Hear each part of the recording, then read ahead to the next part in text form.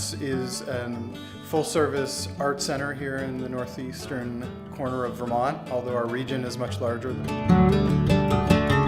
Catamount Arts was founded in the mid-1970s by Jay Craven, a local filmmaker. I've been here for approximately a decade, came on in 2008. I'm also a Freed, so as we speak about the Freed Family Gallery, it holds a very unique place in my heart.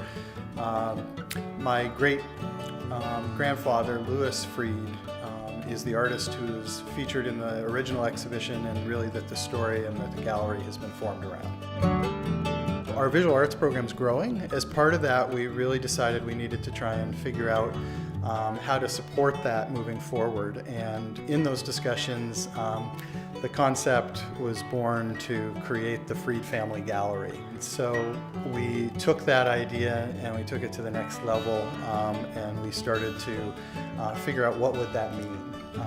And it meant a couple of different things. One, there had been a legacy of art in our family, starting with my great-grandfather, Louis Freed.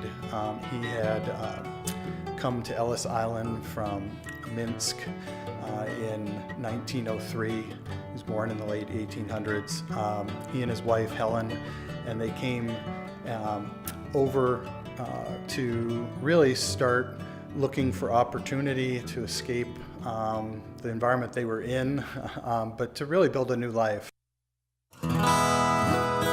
They opened a clothing store in Brooklyn. They ended up having a variety of different businesses, as many of the immigrants who came at that time did. My grandfather was somewhat of a serial entrepreneur, but with several episodes of bad luck, where things didn't generally work out. He never struck it rich.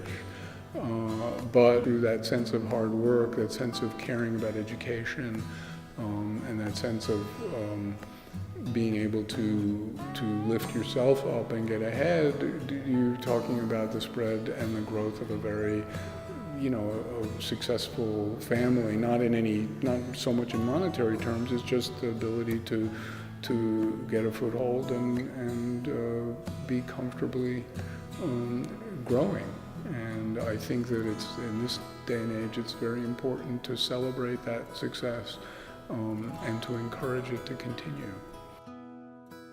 My grandfather was ill and had been in the hospital. I think he'd had a stroke, and then began rehabilitation doing artwork. In fact, doing some kind of copper plate work where you pushed the image or clay into a copper plate. And I think a big surprise to him or to the family, he really took to making artwork.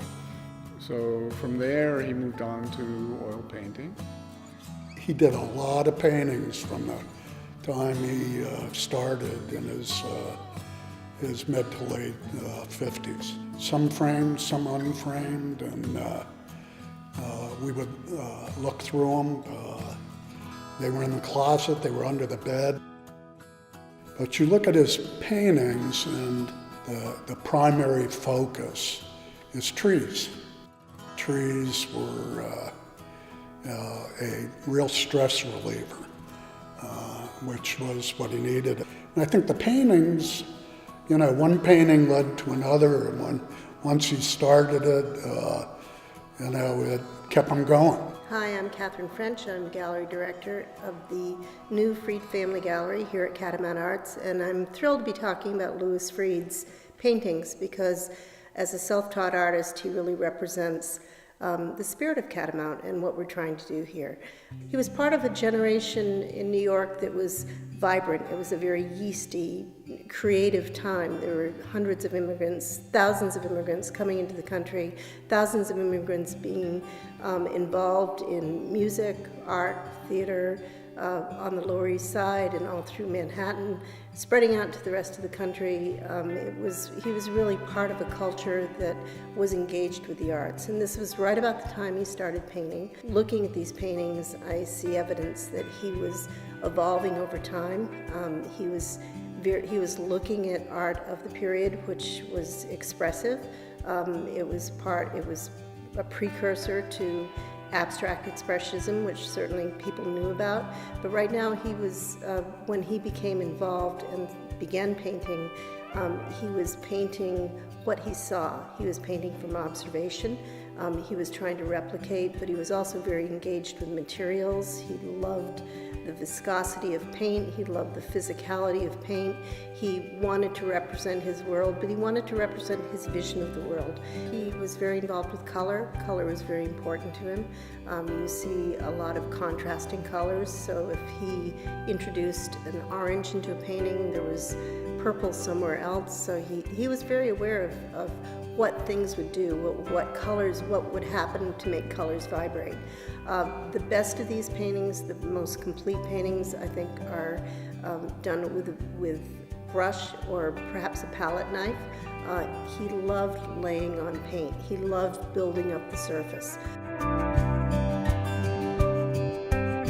After he died, I know my grandmother moved, I'm not sure once or twice, but certainly I believe the first time she moved still in the Bronx, but to a smaller apartment.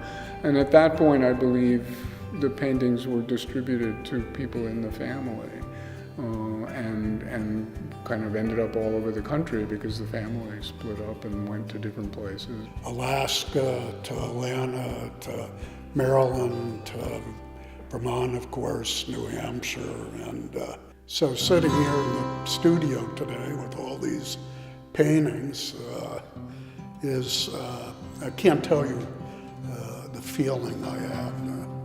Paintings came from all over the country. It's great for the family to really see their roots through their grandfather, great-grandfather, and great-great-grandfather.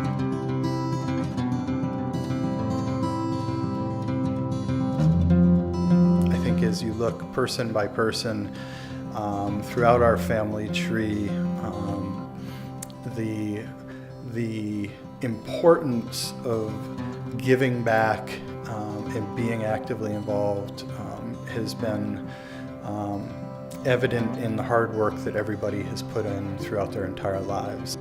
The Freed Family Gallery, I think it's a story of not only the Louis Freed and the family that he created and the hard workers, but from a bigger, I think there's some bigger concepts there that it really touches upon. And given everything that's happening in the world today, again, I think it's pretty undeniable that we all came from somewhere else, with the exception of a few in this area, Abenaki and other Native Americans. The fact that the Freed Family Gallery can help tell that story is something we're very proud of.